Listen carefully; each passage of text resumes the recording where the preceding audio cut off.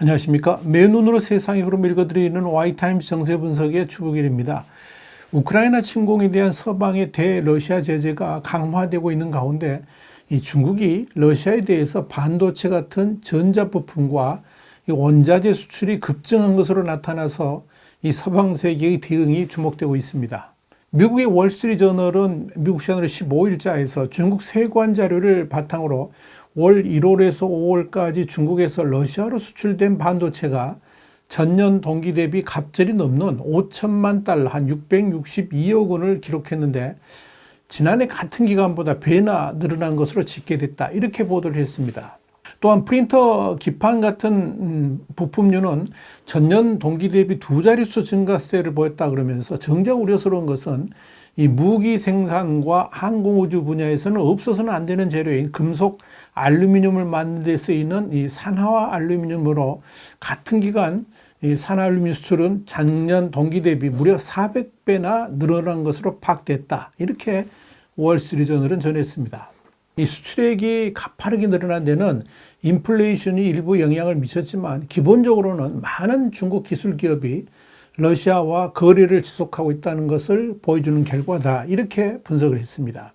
여기에 대해서 미 정부 당국자들은 중국 기업들의 이런 행태가 이 대러 제재와 수출 통제 등을 동원해서 이 러시아군의 전쟁 수행 능력을 낮추려는 서방의 노력을 방해할 것을 우려하고 있다. 이렇게 알려지고 있습니다.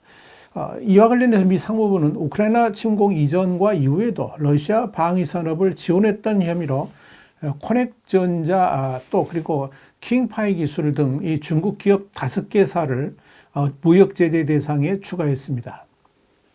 상무부는 중국이 체계적으로 미국이 대러 통제를 회피하는 것은 아니라 그러면서도 중국과 러시아 간의 교역을 면밀히 관찰해 왔다 그랬습니다. 그러면서 러시아군을 지원하는 기업들에 대해서 미국은 모든 법적 규제를 동원하는데 주저하지 않을 것이다. 이렇게 경고를 했습니다.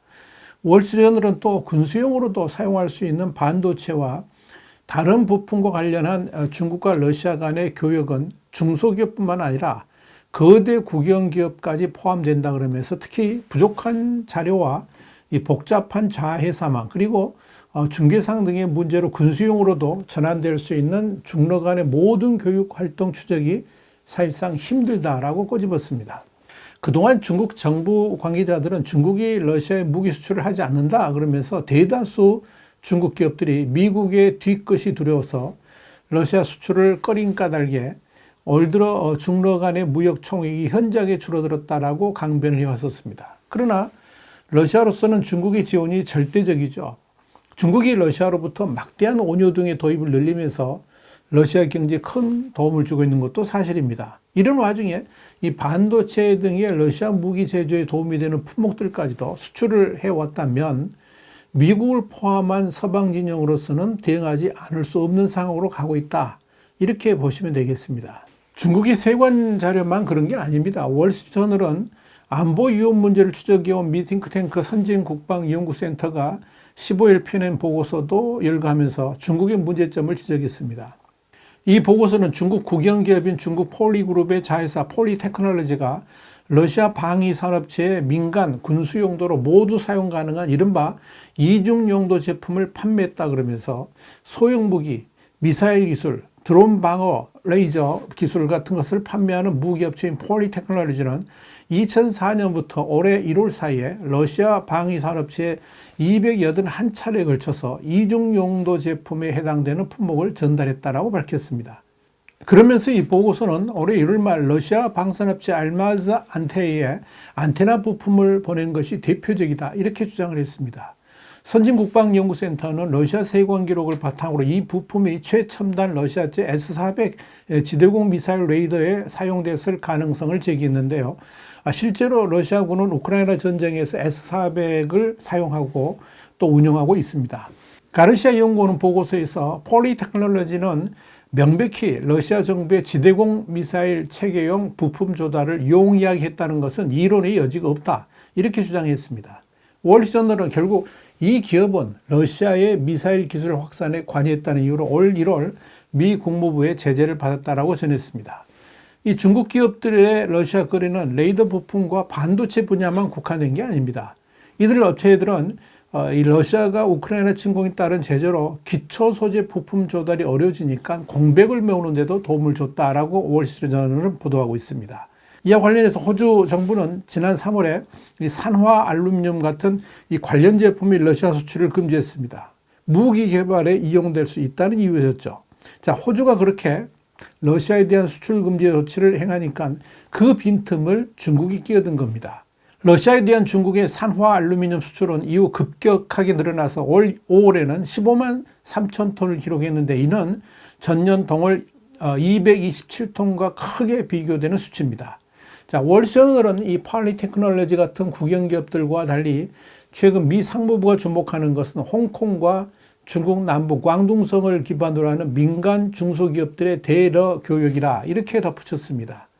이와 관련해서 미 상무부는 중국이 미국의 대러 수출 통제를 조직적으로 피하했던 것으로 보지는 않는다 그러면서도 중러 양국 간의 무역을 면밀히 감시하고 있다라고 밝혔습니다. 또한 러시아군을 지원하는 당사국에 우리의 완전한 법적 규제 도구를 적용하는 것을 주저하지 않을 것이다 이렇게 강조를 했습니다. 지금 미국의 눈매는 매섭습니다. 한마디로 언제든지 중국에 대해서 세컨더리 보이콧을 감행할 태세를 보이고 있습니다. 만약 중국에 대해서 미국을 포함한 세컨더리 보이콧이 진행된다 그러면 중국 경제는 그야말로 엄청난 타격을 받을 수 있게 될 겁니다. 토니 블링컨 장관도 지난 9일 왕이 중국 외교부장을 만난 자리에서 중국이 러시아를 지원하는 것에 대해서 강력하게 경고를 했습니다. 아마도 당연히 중국에 대한 세컨더리 보이콧 가능성도 제기했을 겁니다. 그런데 사실 이보다 더 무서운 것은 미국, 일본, 대만과 한국의 이른바 치포 동맹, 그러니까 반도체 동맹을 결사하는 겁니다. 우리나라는 오는 8월 말까지 참가 여부에 대해서 확답을 달라고 미국이 부탁을 했는데요. 어쩔 수 없이 이 치포 동맹에 참여할 수밖에 없을 것으로 보입니다. 이렇게 되면 이 치포 동맹은 중국에게 엄청난 위기로 다가갈 수가 있을 겁니다. 미국이 바로 이 치포 동맹을 통해서 반도체 수급 전망에 따른 생산량을 조정해서 공급망을 안정시키는 것은 물론이고 앞으로 투자 및 기술 개발 방향을 결정해서 중국의 도전을 따돌리고 이 반도체 패권을 유지하겠다 하는 구상을 펼치려 하기 때문에 그렇습니다. 자, 중요한 건 이런 치포 동맹을 통한 압박을 중국이 자초하고 있다는 거죠. 반도체 같은 러시아의 전쟁 물자 양산에 도움을 주는 수출을 확대가는 상황에서 미국 등이 서방 진영에 대응할 수 있는 방안은 중국이 반도체 등의 첨단 제품 생산을 하지 못하도록 막는 그런 방법밖에 없기 때문에 그렇습니다. 가장 먼저 한국의 경우에 이 중국 내 반도체 기업, 그러니까 삼성이라든지 또 이 SK 하이닉스 등이 중국 내 반도체 생산을 대폭 줄이거나 생산을 하지 못하도록 막을 가능성도 충분히 있습니다. 그도 그럴 것이 만약 중국의 반도체가 러시아로 흘러가는 과정에서 우리 기업들이 중국 내에서 생산한 제품들까지 러시아로 건너갔다면 입장이 난처해질 수밖에 없기 때문에 그렇습니다. 어차피 이 우크라이나 전쟁은 장기전으로 갑니다. 이런 상황에서 미국 등의 서방 진영은 경제 제재를 통해서 러시아를 압박하는 수밖에 없겠죠. 그런데 중국이 앞장서 가지고 서방 진영의 계획을 방해한다 그러면 미국 등 서방 진영이 중국에 대해서 대응할 수밖에 없는 상황으로 몰리게 될 겁니다. 이런 측면에서 이번 월스트리트저널의 보도는 상당히 큰 의미가 있습니다. 어떤 방식으로든 중국에 대한 제재나 압박을 강화할 수밖에 없는 명분을 주었기 때문에 그렇습니다. 와이타임 정세 분석이었습니다. 다음 시간에 다시 뵙겠습니다. 감사합니다.